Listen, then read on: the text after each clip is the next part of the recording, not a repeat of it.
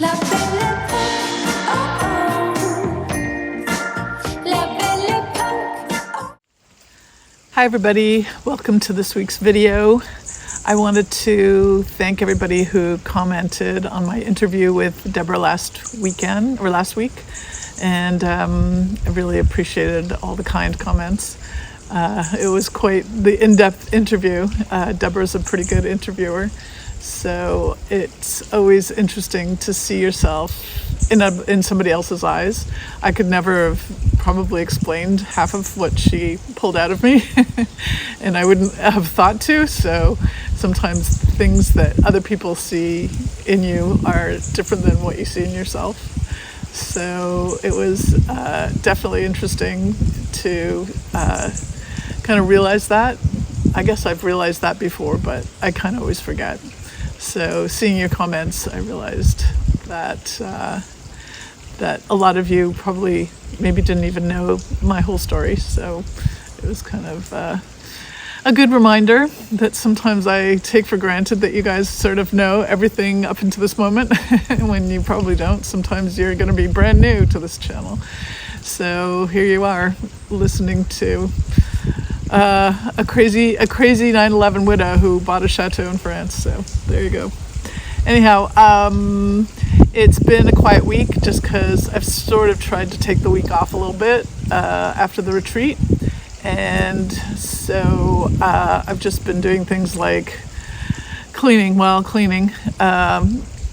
getting all the bedding sorted out, doing laundry, tidying, and doing inventory of things and figuring out what I need to replace and replenish and all that fun stuff.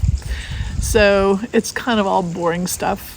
As well, I've gotten a quote for revamping the pools, and this week had Tomas come and meet with the mason so that they could talk about it in French and he could have a clear understanding what was going on, just because sometimes Tomas can take parts of the invoice or the quote and sort of say, okay, I'm going to do this part that I can do, and that he'll be able to do parts of it cheaper. So and then we also sat down and put all of the window for the cottage, all those quotes into a spreadsheet so I could figure out and match apples to apples, oranges to oranges. So it's just been stuff like that. I've also been teaching myself Final Cut Pro, which is an editing software. So I'm going to be using this video as my first attempt at Final Cut Pro. So if it's got wonky sound or wonky picture quality, you'll know why. I'm switching over from iMovie just because I think Final Cut Pro will give me more bells and whistles. We'll see if I can figure out how to use them. And then final note is this has been going on for a while, but Chloe's health is declining. I don't know if you were watching about a year ago spring, she she got into something, ate something, went into renal failure, and during her vet visit then they did an x-ray and found a tumor on her lung. But I went back to the States and they did another x-ray, told me it wasn't a tumor, so I was all happy about that. But her health has been declining again, so this summer I took her back, and sure enough, the tumor is now bigger. So I guess the x-ray in the States was taken at a different angle or something, and they couldn't see it as well. I don't know. Anyhow, she is, she sleeps a lot, but she's still eating. She'll sort of go on a walk with me. Definitely has labored breathing. So it's kind of scary. Just kind of dreading this. I hate this part of owning a dog. It's just so heartbreaking. And I have to take her on an airplane in November. It is November, but in a couple of weeks we're going back to the States. So I'm just hoping she weathers that okay. I'm a little nervous. I'm not going to get a vet sign off on that, but I don't really have a choice. So I'm not sure how that's going to go. So all a big question mark at the moment. Anyway, all this to say, yeah, just what's going on. That's what's going on. All right, enjoy the video. All right, well, I've been trying to avoid mentioning this in the videos, but Chloe has been diagnosed again.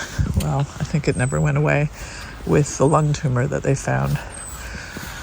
Well, I guess about a year and a half ago now, when I had her in for the kidney issue.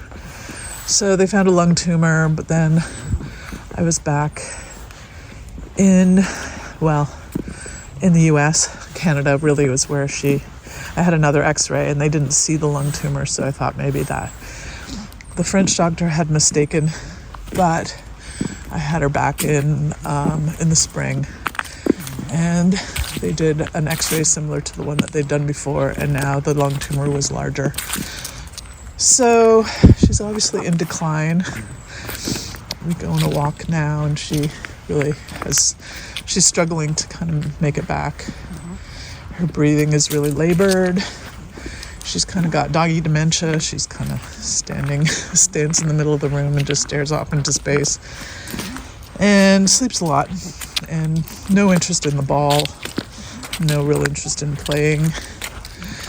So it's breaking my heart, and we're going to be going back to the States in November, and I'm not sure how that's going to go. So it's a whole big question mark, and yeah, it's breaking my heart. Oh, having dogs. This is what it always seems to come down to, unfortunately, is the heartbreak. So I've been avoiding telling everybody on YouTube, because I know how much you guys all love her. And I do too.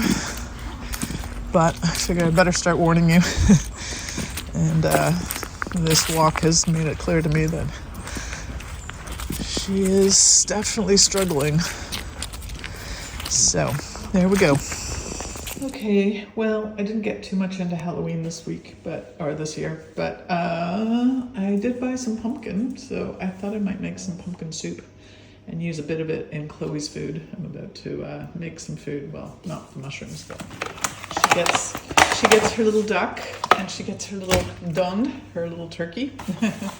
And I grind it all up in this little bowl, and I usually mix in some pureed carrots and some peas, and she is happy as a clam for the most part. So anyway, happy Halloween. Okay, roasting the pumpkin for the soup. Yeah. Okay, pumpkin soup made. I think it's going to be delicious. Nothing like a couple of big spoonfuls of creme fraiche to make your pumpkin soup a job. Happy Halloween! I just thought I'd give you a shot of Chloe's labored breathing. You can see how she's using pretty much her whole body to breathe, and it's kind of wheezy. So this is what I'm dealing with, and little by little, I guess it just gets worse each day. I don't know. I just keep hoping there's going to be some miracle that the tumor pops like a balloon, but it doesn't seem to be happening. So, yep, this is where we're at. So this week, obviously I can't physically do work on the cottage. That's all a little bit beyond me. But we have gotten 4 different quotes for doing the windows. And the quotes all have different measurements, different formats. Like, it was really confusing to compare apples to apples. So I created this little spreadsheet so that I could figure out the prices of each window and what all their characteristics were, from the type of wood they're using to their UV protection to their light transmission. I didn't even know these were things that you had to consider when ordering windows.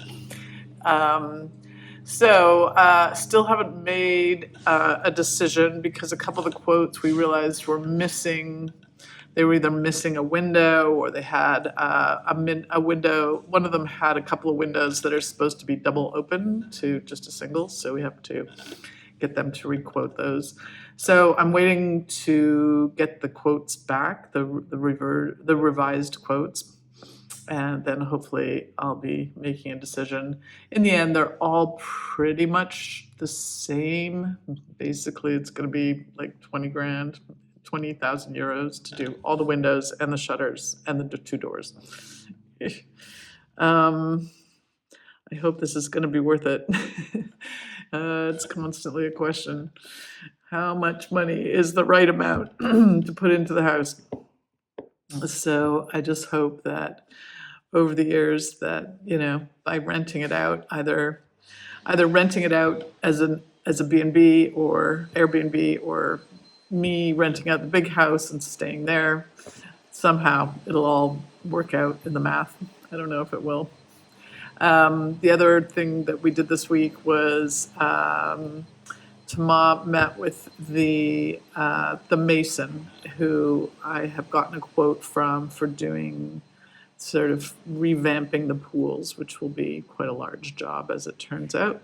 So we just, I think Tama wanted to understand better what the quotes were, and obviously language was better with Tama working on it than just me. So so that's going to be another large expense if I want to do that. But again, I'm trying to do things that sort of add to the potential rental, I guess, income of the house, so that they are things that will pay off in one way or another. So it feels like having a pool, even if it's not the kind that you can really swim in, but having one that you can sit around is going to be a good investment overall. So that's my reasoning around wanting to do those. Otherwise, it's been a very quiet week. I've just been kind of taking it easy this week, but got all the bedrooms cleaned and laundry going, loads and loads and loads of laundry going, and yeah, things being tidied and readied for the winter, because we'll just basically close up the third floor, and I'll wind up closing a lot of the bedrooms off as well. I just basically live in about 3 rooms here in the winter. So I'll be going back to Seattle in time for Thanksgiving. And I'll be there through Christmas, but back here in time for New Year's. I don't know that I'm going to be having a New Year's party this year, but I think people aren't around, namely Tomas and his friends. So if I have a New Year's get-together, it'll be a quiet one maybe. So that's what's going on. I've got a guy here doing some mowing. That's the noise outside. And yeah, that's how it's going. Okay, later. So it's another beautiful day, and I've decided I want to work outside today. So I thought I might tackle these, what do they call them? Bear's ears or something like that. They're so invasive, and they just take over this whole garden. And I've got other things planted under here. So I'm going to try again. I know Diane has attempted to eradicate them. I'm going to try again. I've got some lilies that I'd like to plant. And I've got an azalea that somebody gave me that would be fun to plant. So that's kind of my goal right now. And just to do some basic weeding of this little garden. And then I have it in my mind that I should power wash the fountain. It just does not stay clean. Kind of impossible, given that the water coming in is so heavy with lime, and obviously it's in the shade. There's fish in there, so there's just so much food for algae to take hold. So both on the exterior and on the interior. So I don't know. Maybe it's a fruitless job to try and clean it, but I figure if we do it every now and then, maybe it'll keep it down a little bit. And I've been sort of thinking, I wonder if it would be worth saving the algae as fertilizer for my little flower garden. So I might do that too. And if I get super ambitious and find more energy, I might go down and lay down some more cardboard for another patch of garden, another haphazard patch of garden. So, all right, that's what I'm gonna do right now. Maybe I'll set up the time lapse because that's always satisfying, both for you and for me. Makes me think I did things really quickly, and in fact, it's hours usually. Okay. La belle époque, la belle époque.